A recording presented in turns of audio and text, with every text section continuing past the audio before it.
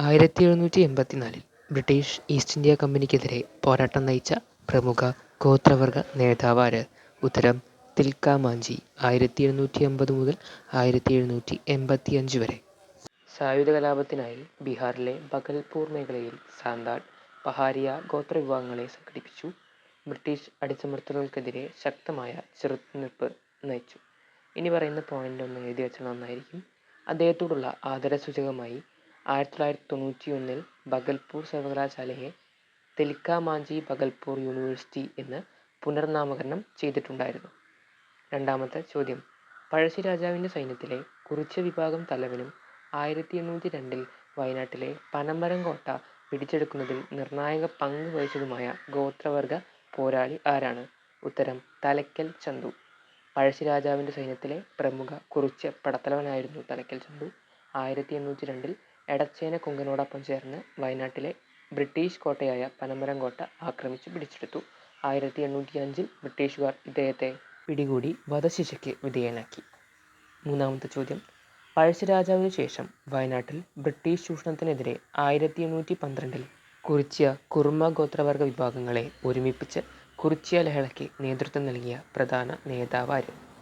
ഉത്തരം രാമൻ നമ്പി. 1812 വയനാട്ടിൽ ബ്രിട്ടീഷ് നികുതി ചൂഷണത്തിനെതിരെ കുറിച്യ കുർമ ഗോത്രവിഭാഗങ്ങളെ ഒരുമിച്ച് അണിനിരത്തി. ബ്രിട്ടീഷ് ഭരണകൂടത്തിൽ നടക്കിയ കുറിച്യ ലഹളയുടെ പ്രധാന സംഘാടകനായിരുന്നു പ്ലാക്കച്ചന്തു. ആയിരവീട്ടിൽ കൊണ്ടപ്പൻ, വെങ്കള്ളോട്ട് കേളു, പൊരിക്ക വീട്ടിൽ കനേരി കുഞ്ഞൻ, മാമ്പിലാട്ടോടൻ യാമു എന്നിവർക്കൊപ്പം ചേർന്നാണ് പോരാടിയത്. നാലാമത്തെ ചോദ്യം. 1829 മുതൽ 1833 വരെ മേഘാലയയിലെ ഖാസി കുന്നുകളിൽ ബ്രിട്ടീഷുകാർക്കെതിരെ നടന്ന പോരാട്ടങ്ങൾക്ക് നേതൃത്വം നൽകിയത് ആരാണ്? 1829 മുതൽ 1833 വരെ മേഘാലയയിലെ ഖാസി കുന്നുകളിൽ ബ്രിട്ടീഷുകാർക്കെതിരെ നടന്ന പോരാട്ടങ്ങൾക്ക് നേതൃത്വം നൽകിയതാരാണ്? ഉത്തരം തിരോട്ട് സിംഗ്. 1802 മുതൽ 1835 വരെ. മേഘാലയയിലെ ഖാസി ഗോത്രവർഗക്കാരുടെ പരമാധികാരവും സ്വാതന്ത്ര്യവും സംരക്ഷിക്കാൻ ബ്രിട്ടീഷുകാർക്കെതിരെ ശക്തമായി പോരാടി. ഖാസി കുന്നുകളിലൂടെ ബ്രിട്ടീഷുകാർ റോഡ് നിർമ്മിക്കുന്നതിനെതിരെയായിരുന്നു പ്രധാന പ്രതിരോധം. വടക്ക് കിഴക്കൻ ഇന്ത്യയിലെ ഏറ്റവും ധീരനായ ഗോത്രവർഗ പോരാളികളിൽ ഒരാളായി അറിയപ്പെടുന്നു. അഞ്ചാമത്തെ ചോദ്യം. 1837 സിഗ്മം മേഖലയിൽ ബ്രിട്ടീഷുകാർക്കെതിരെ നടന്ന ഹോ കലാപത്തിന് നേതൃത്വം നൽകിയ നേതാവ് ആരാണ്? ഉത്തരം പോട്ടോ ഹോ അല്ലെങ്കിൽ പോട്ടോ സർദാർ. ജാർഖണ്ഡിലെ സിഗ്മം മേഖലയിലാണ് 1837 ഹോ കലാപം നടന്നത്. ഹോ ഗോത്രവർഗക്കാരെ ബ്രിട്ടീഷ് ഭരണാധികാരികളുടെ ചൂഷണങ്ങൾക്കെതിരെ അണിനിരത്തി. ഗോത്ര സംസ്കാരവും ഭൂമിയും സംരക്ഷിക്കാൻ വേണ്ടി ജീവൻ തൃണവൽക്കരിച്ച് പോരാടി. ആറാമത്തെ ചോദ്യം. 1831-32 കാലഘട്ടത്തിൽ നടന്ന കോൾ കലാപത്തിന് നേതൃത്വം നൽകിയ ഒറാവോൺ നേതാവ് ആരാണ്? 1831-32 കാലഘട്ടത്തിൽ നടന്ന കോൾ കലാപത്തിന് നേതൃത്വം നൽകിയ ഒറാവോൺ നേതാവ് ആരാണ്? ഉത്തരം ബുദ്ധ ഭഗത്.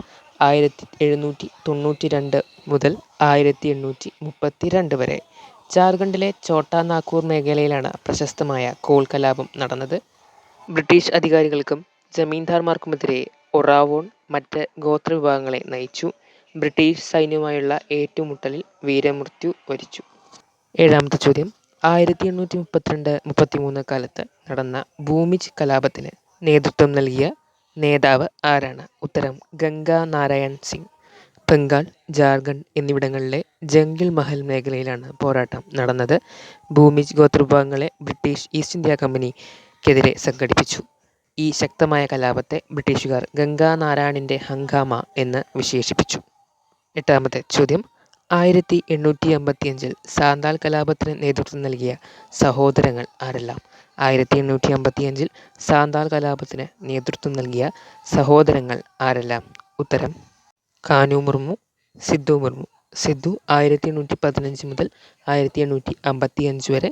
കാനു 1820 മുതൽ 1855 വരെ. ജാർഖണ്ഡിലെ സാന്താൾ പർഗാനയിൽ നടന്ന ചരിത്രപ്രസിദ്ധമായ സാന്താൾ ഹുൾ കലാപം നയിച്ചു. ബ്രിട്ടീഷ് ഭരണത്തിനും ക്രൂരമായ പലിശക്കാരുടെ ചൂഷണത്തിനും എതിരായിരുന്നു ഈ പോരാട്ടം. ഇവരുടെ സഹോദരങ്ങളായ ചാന്തും ഭൈരവും പോരാട്ടത്തിൽ സജീവ പിന്തുണ നൽകി. സാന്താൾ കലാപത്തിൽ സിദ്ധുവിനും കാനുവിനുമൊപ്പം പോരാടിയ വനിതകൾ ആരെല്ലാം? സാന്താൾ കലാപത്തിൽ സിദ്ധുവിനും കാനുവിനുമൊപ്പം പോരാടിയ വനിതകൾ ആരെല്ലാം? ഉത്തരം ഫുലോ മുർമു ആൻഡ് ജാനോ മുർമു. സിദ്ദു കാനു എന്നിവരുടെ സഹോദരിമാരായിരുന്നു ഫുലോ മുർമുവും ജാനോ മുർമുവും. സാന്താൾ കലാപത്തിൽ പുരുഷന്മാരോടൊപ്പം ചേർന്ന് നേരിട്ട് ആയുധമേന്തി ബ്രിട്ടീഷ് സൈന്യത്തിനെതിരെ പോരാടി. ഇന്ത്യൻ സ്വാതന്ത്ര്യ സമര ചരിത്രത്തിലെ ആദ്യകാല ഗോത്രവർഗ വീരവനിതകളായി ഇവർ അറിയപ്പെടുന്നു. ഈ വീഡിയോയിലെ അവസാന 10ാമത്തെ ചോദ്യം, നാഗാ പ്രതിരോധത്തിൻ്റെ പ്രതീകമായ വനിത ആര്? നാഗാ പ്രതിരോധത്തിൻ്റെ പ്രതീകമായ വനിത ആര്? ഉത്തരം റാണി ഗാഡിൻലു.